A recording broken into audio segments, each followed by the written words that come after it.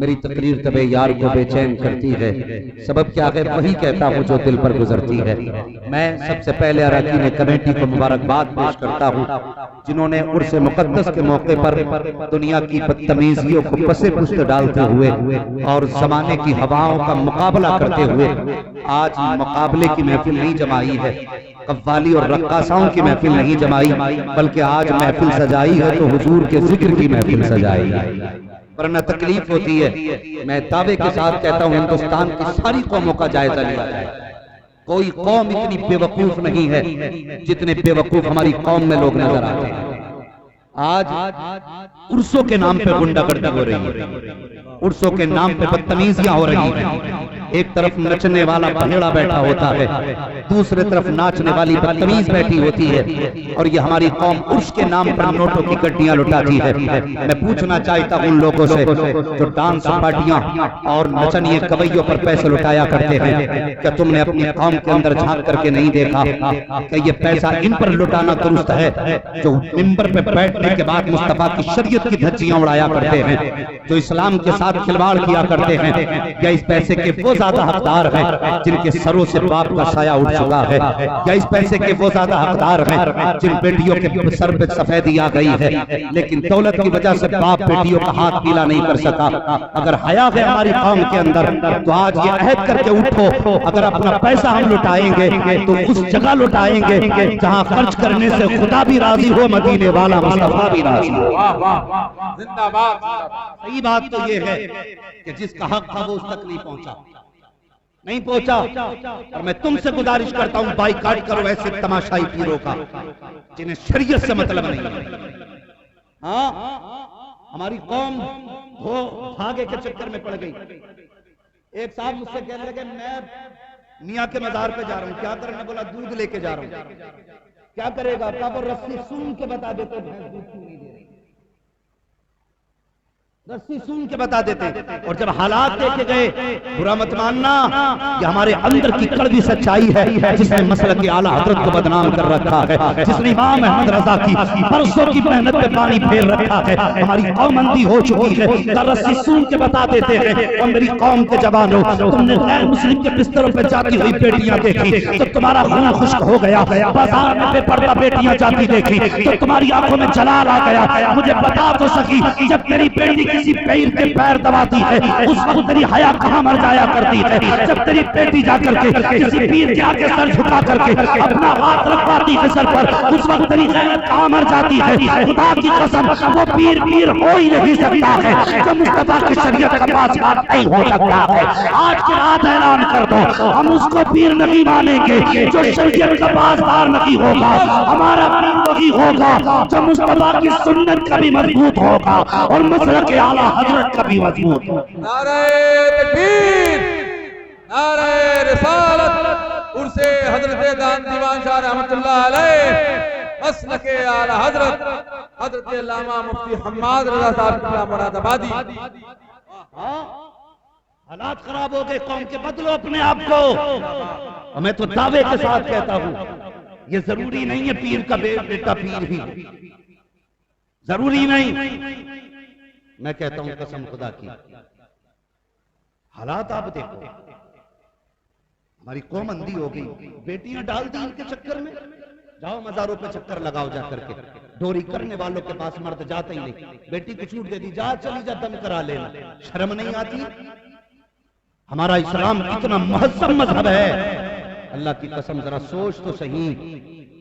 अगर सगे भाई बहन एक बिस्तर पे बैठे हो, इस्लाम बदन से बदन लगाने की इजाजत सगे भाई बहन को नहीं देता। ये इस्लाम है।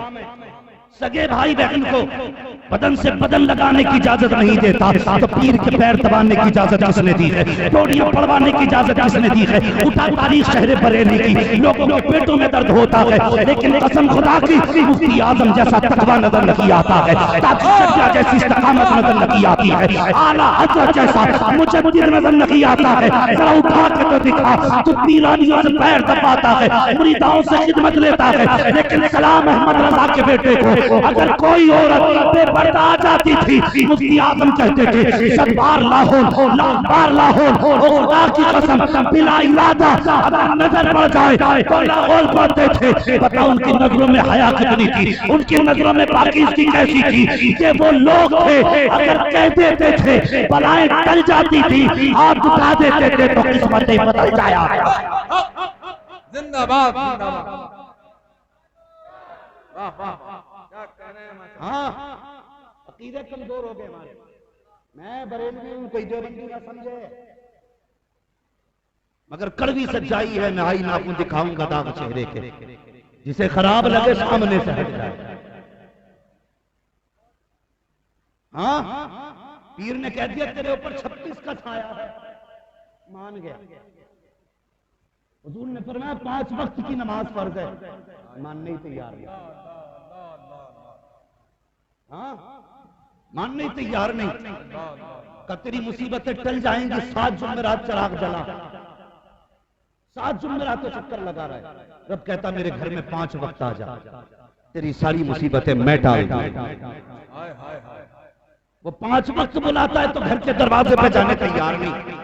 उसने 10 किलोमीटर चिराग जलाने कहा, तेल भी लेके जा रहा है, माचिस भी लेके जा रहा है। और अल्लाह की कसम खा के कहता हूं, अगर रब तुमसे रूठा है ना तो 40 जुमेरातें नहीं 40 साल चिराग जला लेना, कुछ नहीं होने वाला, कुछ नहीं होने वाला।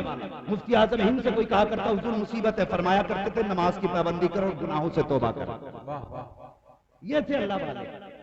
तकवे देखो, कसम खुदा की मिसाल नहीं मिलती है।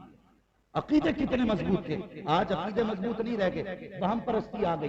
किसी ने कह दिया मुसीबत आ गई, ये भूत का साया आ गया, तो बस लिए घूम रहा है मोटरसाइकिल पे। बेटियों ने, कितनी औरतों ने घर बर्बाद कर दिए अपने शोहरों के। मैं कौम की बेटियों से गुजारिश करूंगा, खुदा के वास्ते मक्कारी करके शोहरों की जिंदगी में आग न लगाओ, इस घर को बर्बाद ना करो। तुम्हें तो ये निकाह पढ़ के लेकर के आया था, हुजूर पे दुरूद पढ़ के तुम्हें लेकर के आया था, तुम्हें किसकी नजर लग गई, तुम्हें 56 का साया हुआ, 6 मजारों पर चक्कर लगा रखी हो, और तुम्हें किसी ने ये क्यों नहीं बताया कि अगर तू घर के अंदर मुसल्ला बिछा के रब की बारगाह में तो आंसू गिरा देगी, खुदा की कसम 40 जुमेरात मजार पे जाने से खुदा वो शिफा नहीं देता है जो 5 वक्त खुदा को सजदे में गिर के मनाने में अल्लाह शिफा देता है।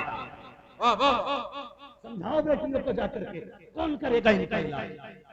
आप अपने घरों पर आग लग गई। लोग कहते हैं मौलवी तू बहुत बड़ा फकीर है, कोई ताबीज तुझे तो आता होगा।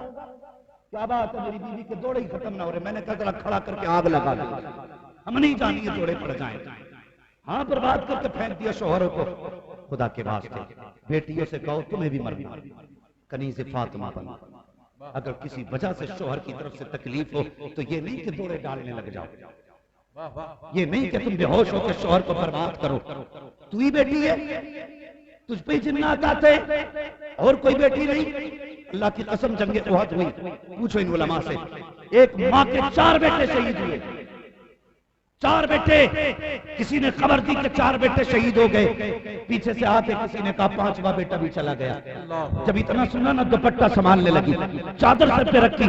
किसी ने कहा 5 लोग मेरे घर के चले गए, अब भी तुझे दुपट्टे की फिक्र है? उसने कहा शुक्र अल्लाह का, बेटे मरे गए, मेरी गैरत नहीं मरी है अभी तक। बेटे गए हैं, गैरत नहीं गई है। और तू कैसी बेटी है, तुझसे किसने कह दिया इतनी आसानी से जन्नत मिल जाएगी? मुझे बता तो सही, कयामत का दिन होगा, खातून जन्नत फातिमा ज़हरा भी होगी, वहीं पे आसिया भी खड़ी होंगी, जिनको दीवार में खड़ा करके कीले ठोकी गई, जिनके हाथों में मेखे ठोक करके, पेट के अंदर मेख ठोक के जिनको शहीद किया गया। बता तो सही, पूछा जाएगा हमारे हाथों में कीले ठुकती रही, हमने खुदा को नहीं छोड़ा, हमारी ज़बान निकाली गई, हमने खुदा को नहीं छोड़ा, हमारे पेट के अंदर मेख ठोकी गई, हमने खुदा को नहीं छोड़ा। वो कहेंगी मेरे बेटों को गोश्त से छीनने के बाद अल्लाह पर कोई खातून कहेगी तेल में डाला गया, मैंने खुदा को नहीं छोड़ा। तू 6 वक्त खाती रखी, खुदा को भूल गई, तूने 5 वक्त तरह तरह के खाने खाए, एक बार खुदा को याद ना किया तो पता क्या जवाब देगी? जन्नत तेरे बाप की मीरास नहीं है, जन्नत मुस्तफा जाने रहमत की मीरास है। जन्नत उसे मिलेगी जिसे मुस्तफा देंगे, और मुस्तफा उसे कहेंगे जिससे फातिमा ज़हरा राजी होंगी, फातिमा उससे राजी होंगी जिसने दीन की भी हिफाजत की होगी, मुस्तफा के पर्दे की भी हिफाजत। वो अपने तरीके, और खुदा की कसम बचना कोई नहीं, ये याद रखना। बचना कोई नहीं है। तेरी बेटी कितनी इज्जत वाली है मुझे बता। इतने लोग यहाँ बैठे, कोई हम में से है जो अपने वक्त का वली हो? है कोई? अगर वली हो तो हाथ उठा के मुझे बता। हम में से कोई इतना बड़ा वली नहीं जो अपनी विलायत के दावे कर सके। समझ रहे मेरी बात? आज कोई किसान की बेटी है, हाँ, कोई मजदूर की बेटी है, कोई बिजनेसमैन की बेटी है, किसी की बेटी भी सैयदुल औलिया की बेटी है। आज कोई बेटी सैयदुल अंबिया की बेटी नहीं है जमीन के ऊपर। हमारी बेटियों के हालात